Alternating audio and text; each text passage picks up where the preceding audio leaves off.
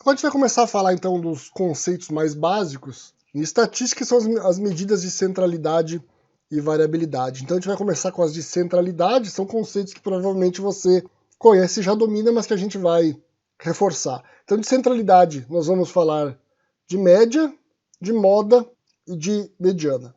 Então para esse exemplo aqui eu criei um suposto time de futebol e aqui a gente pode ver em cima de cada jogador o seu salário. Então a média nada mais é do que a soma de todos os valores e dividir esses valores por n, que é a quantidade de elementos que eu tenho na minha amostra ou na minha população. Eu defino pelo símbolo mu a média da população e por x a média da amostra. Então o cálculo, nesse caso aqui, ele não muda, aqui o n ele representa a população e o n minúsculo a amostra. Mas quando vocês verem numa fórmula o mu, está se referindo à média da população. E quando for o x com esse sublinhado, é a média da amostra. Então aqui a gente tem um cálculo da média dos salários desse time, nada mais é feito aqui do que somar todos os valores de todos os 9 jogadores e dividir pelo total, como a gente pode ver aqui na fórmula. A moda é o valor mais frequente. Então pode acontecer em um conjunto de dados de ele ter mais de uma moda. Pode, inclusive, não haver moda nenhuma. Nesse caso aqui, o valor mais frequente está aqui no salário do penúltimo jogador e do goleiro, que é de 40 mil. Se a gente tivesse, por exemplo, 2 jogadores que tivesse, aqui a gente tem esse jogador com salário de 12 mil, se a gente tivesse 2 jogadores com salário de 12 mil, a gente teria 2 modas. Agora, se eu tivesse 2 jogadores com salário de 12 mil e 3 com salário de 40 mil, a moda seria 40 mil. Então a moda é sempre o mais frequente, o que ocorre mais. E se não houvesse nenhum salário repetido, fossem todos salários distintos, seria uma população onde não existiria moda. A mediana é uma outra medida de centralidade importante, ela nada mais é do que o valor do meio. Então aqui a gente tem os salários dos jogadores, né? Então se a gente contar aqui, a gente tem 9 jogadores.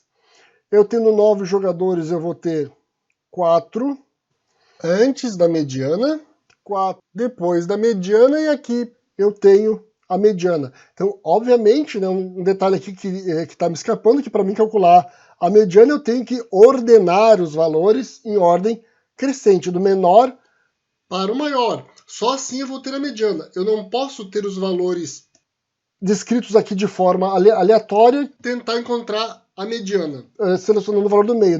Não iria dar certo. Então, a mediana eu ordeno e seleciono o valor do meio, o valor central. E se a quantidade de valores for um número par, se houvessem 10 jogadores, por exemplo, vamos supor aqui que eu tivesse um outro jogador cujo salário fosse 850 mil. Ele seria meu 10º jogador. Então, se a quantidade for par, a média será a mediana será a média dos valores que estão ao meio. Né? Então você vai pegar as posições n dividido por 2 e n dividido por 2 mais 1 e você vai fazer a média. Se o número de elementos for ímpar, basta selecionar o valor do meio. Se o número for par, você pega os 2 valores e faz a média dos 2. Mediana versus média. Então aqui a gente tem um outro conjunto de dados bem simples para a gente ver, para a gente entender as implicações e a diferença, embora sejam medidas de centralidade, a diferença no funcionamento das duas. Então a média desses valores aqui, desses 5 valores, é 2020.